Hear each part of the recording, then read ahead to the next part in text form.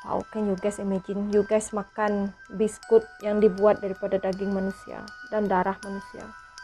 Dan hai kawan-kawan, welcome back to my YouTube channel. It's me Marilyn. So di video kali ini sekali lagi saya akan bermakeup sambil bercerita mengenai kisah-kisah jenayah serta kes pembunuhan yang betul-betul terjadi di seluruh dunia.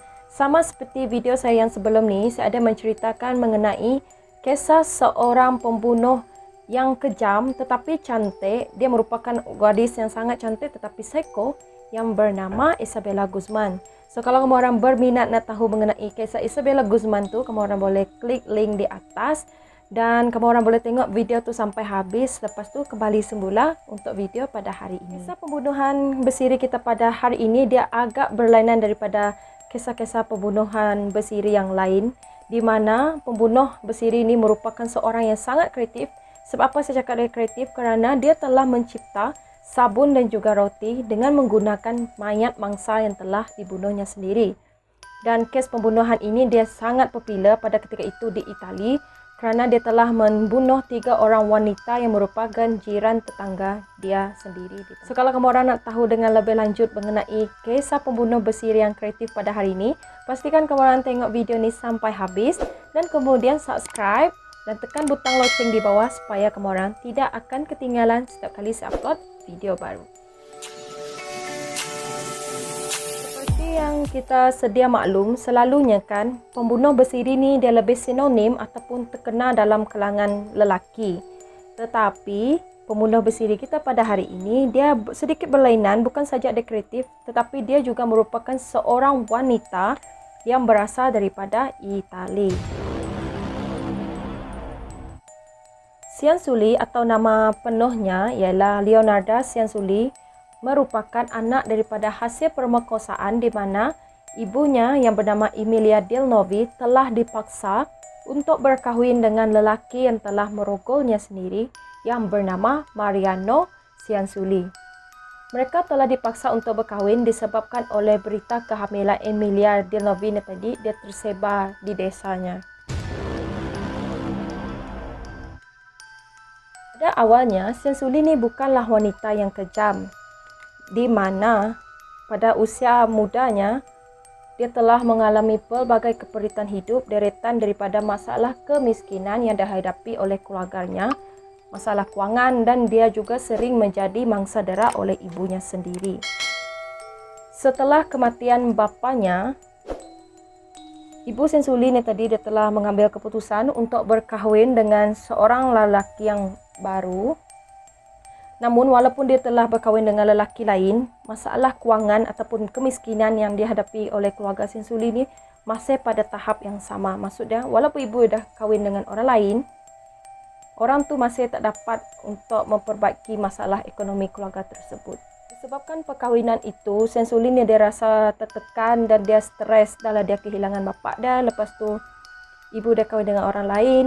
Selain daripada itu, dia juga selalu menjadi mangsa dera oleh ibunya sendiri sehingga menyebabkan Cianciulli ini dia pernah mengambil keputusan untuk cuba membunuh diri sebanyak 2 kali pada usia remajanya. Disebabkan oleh kesusahan dan keperitan hidup yang dialami oleh keluarga tersebut, ibunya iaitu Emilia Del Novi ni tadi dia telah mengambil keputusan untuk mencarikan jodoh untuk anaknya itu. Sebab dia berfikir bila dia mengkahwinkan si Cianciulli ni dengan orang yang lebih berada dan berduit, maka masalah kewangan keluarga tersebut boleh diatasi. Namun tindakan ibunya itu telah ditolak sekeras-kerasnya oleh Cianciulli dan dia telah memberontak dengan berkahwin dengan lelaki pilihannya sendiri yang merupakan seorang pekerja pejabat ataupun kerani biasa yang bernama Rafael Pansardi. Dan perkahwinan Cianciulli dengan suaminya itu tidak mendapat restu daripada kedua-dua orang tuanya. Dan oleh kerana itu, Cianciulli tadi beranggapan bahawa ibunya telah menyumpah dirinya untuk hidup dalam kesengsaraan sepanjang hidupnya.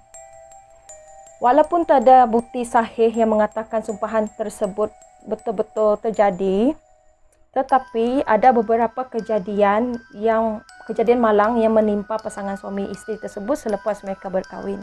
Selepas berkahwin, Sensuli dia mengambil keputusan untuk berpindah ke kampung halaman suaminya yang terletak di Lauria Potenza pada tahun 20 tahun pada tahun 1921.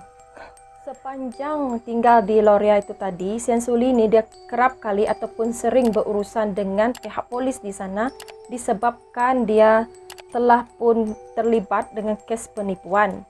Dan pada tahun 1927, Sensuli pernah dipenjara di atas tuduhan yang sama. Selepas kejadian itu, Sensuli dan suaminya telah mengambil keputusan untuk memulakan kehidupan yang baru di kota yang baru yang terletak di La Sidonia, Itali. Namun, selepas 3 tahun menetap di tempat yang baru itu, nasib malam masih lagi menyelubungi pasangan suami isteri ini apabila rumah yang mereka diami telah pun hancur musnah akibat daripada berlakunya gempa bumi di wilayah tersebut pada tahun 1930. Setelah kejadian gempa bumi tersebut, Sensuli dan suaminya sekali lagi telah mengambil keputusan untuk berpindah ke tempat yang baru yang terletak di Coriago, Reggio Emilia, Itali. Dan ini merupakan tempat perpindahan mereka yang terakhir sebelum kejadian pembunuhan kejam tersebut. Dan di tempat yang baru ini, Sensuli dia telah bertekad dan berazam untuk membuka sebuah kedai pembuatan sabun bagi menampung kehidupan seharian mereka di kota yang baru tersebut. Di tempat yang baru ini, Sensuli dan suaminya sangat disegani dan dihormati dalam kalangan jiran tetangga di situ kerana sifat peramah serta suka menolong jiran-jiran yang menghadapi kesusahan yang berada di situ. Maka tidak heranlah kalau mereka ni sangat dihormati dan juga disegani di tempat yang baru tersebut. Selama perkahwinan Sensuli dan suaminya, Sensuli ni tadi dia pernah hamil sebanyak 17 kali, 3 kali mengalami keguguran dan 10 daripada anaknya itu mati ataupun meninggal dunia pada usia yang sangat muda. So maksudnya tinggal sisa 4 orang anaknya yang masih tinggal dan yang masih hidup pada ketika itu. Nah, disebabkan kejadian itu menyebabkan si Sensuli tadi menjadi seorang ibu yang sangat overprotective terhadap anak-anaknya. Maksudnya dia sanggup melakukan apa-apa pun untuk menyelamatkan anaknya daripada bahaya. Mungkin sebab dia fobia ataupun takut untuk kehilangan anaknya untuk yang keberapa belas kali. Bayangkan anak dia ada 17 orang. Banyak tuh anak dia kan.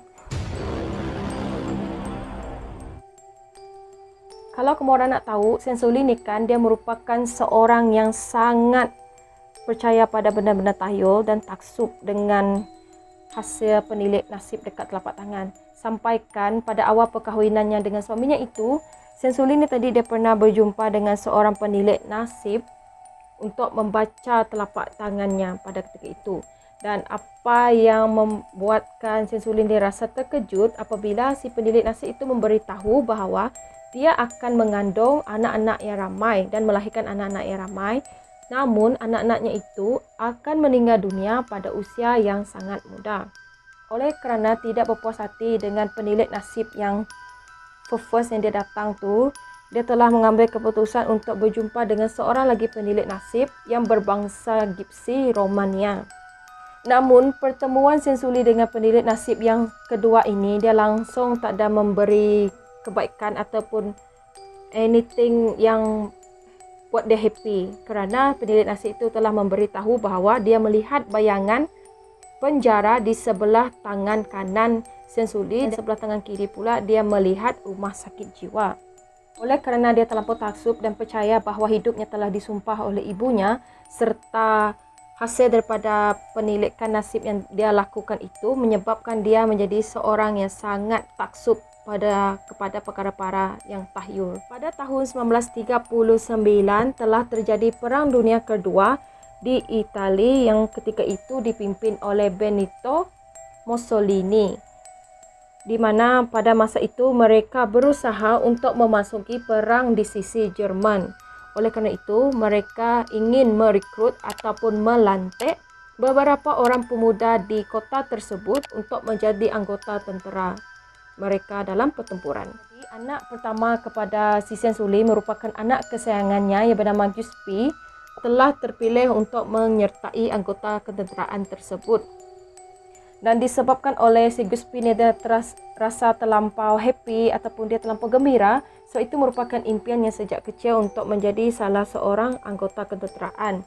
Maka dia telah memberitahu hasratnya itu untuk menyertai peperangan tersebut kepada ibunya, si Sian Suli. Namun setelah mendengar perkabaran daripada anaknya itu, Sian Suli ni dia rasa sangat sedih dan kecewa.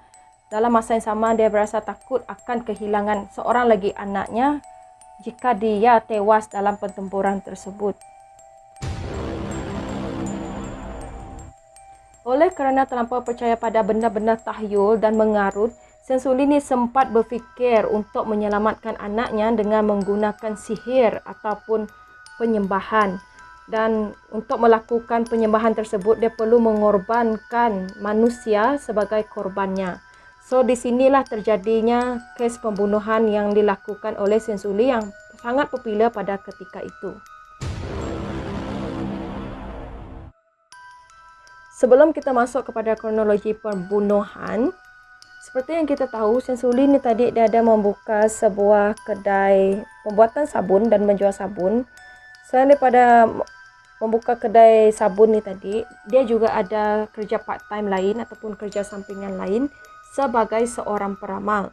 Dan disebabkan oleh reputasinya sebagai seorang peramal yang sangat baik di desanya, sehinggakan mangsa pertama kepada Sian Suli ni tadi iaitu merupakan seorang anak dara tua yang bernama Faustina Setti telah datang kepada Sian Suli untuk meminta bantuan kepadanya bagi mencarikannya seorang jejaka.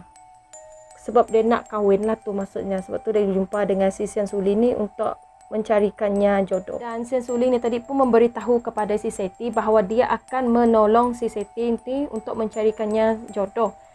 Tetapi dia perlu pergi ke Pola kerana jodohnya itu berada di Pola.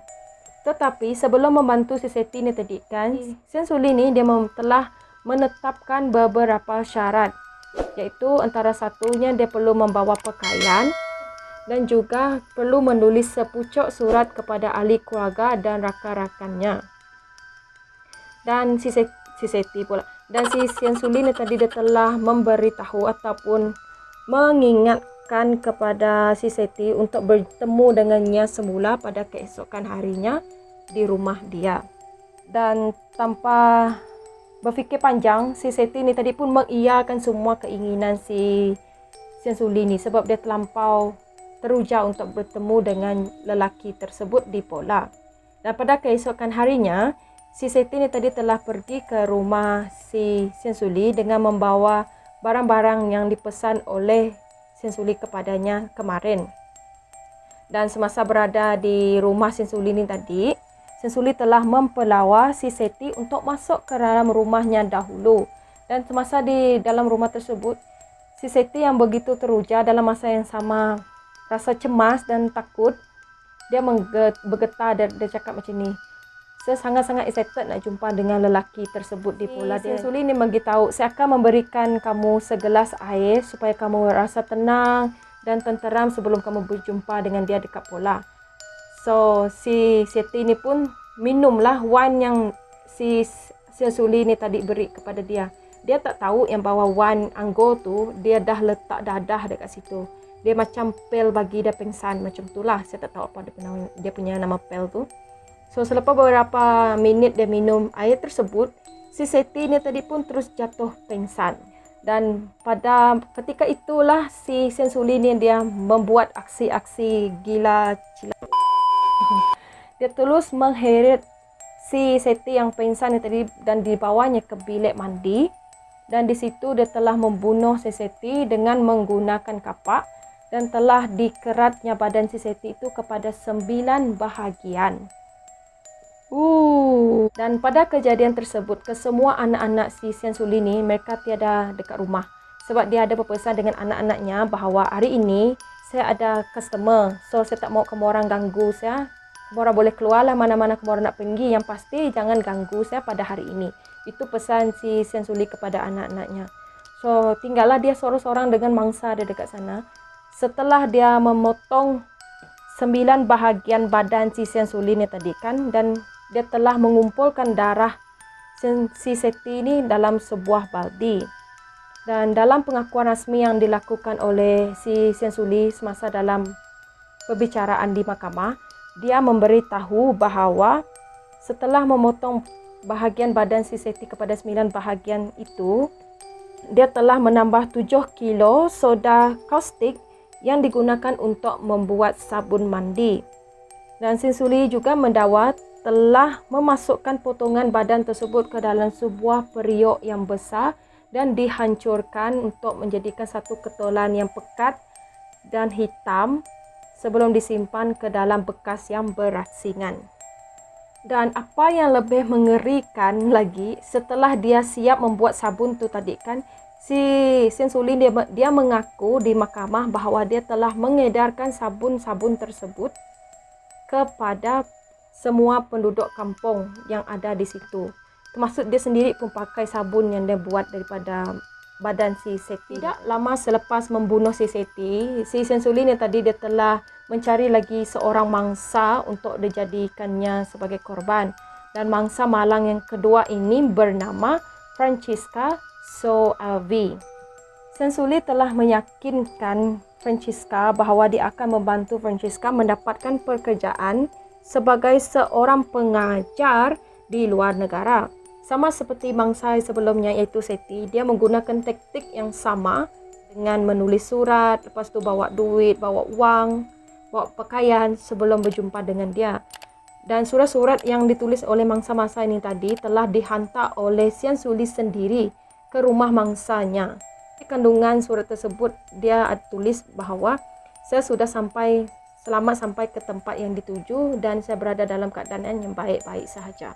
Itulah isi kandungan surat yang Syansuli suruh mangsa-mangsa ditulis sebelum mereka dibunuh. Korban ketiga yang merupakan korban terakhir Syansuli bernama Virginia Kakyopo, merupakan bekas penyanyi di La Scala. Syansuli telah menawarkan bantuan kepada Virginia untuk mendapatkannya pekerjaan sebagai seorang setiausaha pejabat di Florence. So maksudnya dia bagi tahu si Virginia ni ada peluang pekerjaan di Florence. Tapi apa yang si Syansuli bagi tahu ni semuanya tipu-tipu belaka. Sebab itu adalah satu akal-akalan dia untuk memerangkap ataupun menjebak mangsanya sebelum dibunuh. Sama seperti mangsa sebelumnya, Syansuli mengarahkannya untuk menulis sepucuk surat kepada ahli keluarganya dan rakan-rakannya dengan menyatakan dia berada dalam keadaan yang baik-baik sahaja. Dan sebelum bertolak ke Florence, si Virginia ni tadi telah pergi ke rumah si Seti pada 30 September 1940. Seperti biasa, Syansuli ni dia akan menawarkan segelas wine anggur yang telah dicampurnya dadah untuk membuat mangsanya pingsan sebelum mereka dibunuh. Tidak seperti kedua mangsa sebelumnya, si Syansuli tadi dia telah mengambil keputusan untuk menjadikan mayat si Virginia ni sebagai roti dan sabun dalam masa yang sama. Kerana menurutnya Virginia ini merupakan seorang wanita yang berisi, iaitu gemuk, dan gebu, iaitu berkulit cerah, yang menyebabkan dia menjadikan jasad si Virginia ni lain daripada yang lain. Dan dia juga mengaku bahawa si Virginia ni dia sedikit berbeza kerana bila dia jadikan si Virginia ni sebagai biskut, rasa dia jauh lebih enak dan berlemak daripada mangsa-mangsanya yang lain. Wow, can you guys imagine? You guys makan biskut yang dibuat daripada daging manusia dan darah manusia. Dan dia juga telah berkongsi biskut yang telah dibuatnya itu bersama dengan jiran-jiran, serta dia juga telah memakan biskut tersebut bersama anaknya. Langsung tak ada rasa takut ke? Pada awalnya, si Syansuli ini berfikir bahawa tindakan yang dilakukan ataupun jenayah yang dia lakukan itu tiada siapa yang tahu. Tetapi sedikit lain dengan mangsanya yang ketiga ini, iaitu si Virginia ni tadi. Dia mempunyai seorang kakak ipar yang sangat ambil berat terhadap adik iparnya. Dan si kakak ipar Virginia ni, dia rasa ragu-ragu dengan surat yang dia terima daripada Virginia sebelum dia berangkat ke Florence.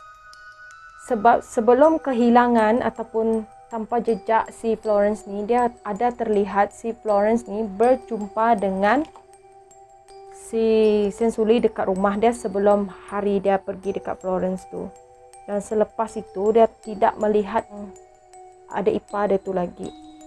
Dan disebabkan oleh rasa curiga yang kakak ipar Virginia ni tadi, dia telah masuk ke dalam rumah si Sensuli. Pada ketika itu dia tidak berada di rumahnya kerana dia ada di kedai sabun dia. Dan semasa berada di rumah tersebut, kakak ipar si Virginia dia terlihat sebuah periuk yang besar yang dalam dia tu ada ketulan-ketulan hitam, dan dia tak pasti apakah cecair tersebut, dan dia juga ada melihat kapak yang bergelumuran dengan darah. Disebabkan dengan rasa curiga yang dia telah melaporkan kejadian ataupun keraguan dia itu kepada pihak polis. Dan tidak lama selepas itu, pihak polis pun datang pergi dekat rumah Sensuli itu untuk membuat siasatan. Pada awal siasatannya, Sensuli ni tadi dia tidak memberi kerjasama kepada pihak polis dan dia menafikan tuduhan yang diberikan pihak polis tersebut terhadapnya. Dan disebabkan oleh Sensuli ni dia menafikan perbuatannya itu, jadi pihak polis ni pun mengesyaki anak kesayangannya iaitu Guspi adalah dalang utama kepada kes pembunuhan tersebut. Disebabkan oleh polis tu dia telah menuduh anaknya, barulah si Sensuli ni tadi mengaku bersalah bahawa dia telah membunuh ketiga-tiga mangsa tersebut demi untuk menyelamatkan anaknya. Dan dia juga mengaku telah menyebarkan ataupun memberi biskut serta sabun yang dibuatnya daripada mayat-mayat mangsa kepada penduduk kampung di situ. Perbicaraan Sensuli ni tadi dia tidak mengambil masa yang lama dan hanya memerlukan beberapa hari saja untuk mendapati si Sensuli ini bersalah di atas ketiga-tiga tuduhan membunuh tersebut. Dan Sensuli ni tadi dia telah didapati bersalah dan dijatuhkan hukuman penjara selama 33 tahun di atas ketiga-tiga kes pembunuhan yang telah dilakukannya itu. Dan apa yang lebih mengejutkan, cuba kamu orang fikir, ramalan-ramalan yang telah diberitahu oleh penilik nasib kepada Sensuli sebelum ini betul-betul terjadi, di mana dia akan menghabiskan sisa hidupnya di penjara selama 30 tahun dan 3 tahun lagi sisa hidupnya berada di rumah sakit jiwa. Pada tahun terakhirnya di pusat pemulihan mental atau rumah sakit jiwa, Sensuli ni tadi dia telah didapati meninggal dunia akibat apoleksi cerebrum, iaitu kerosakan pada pembuluh darah di sel otaknya.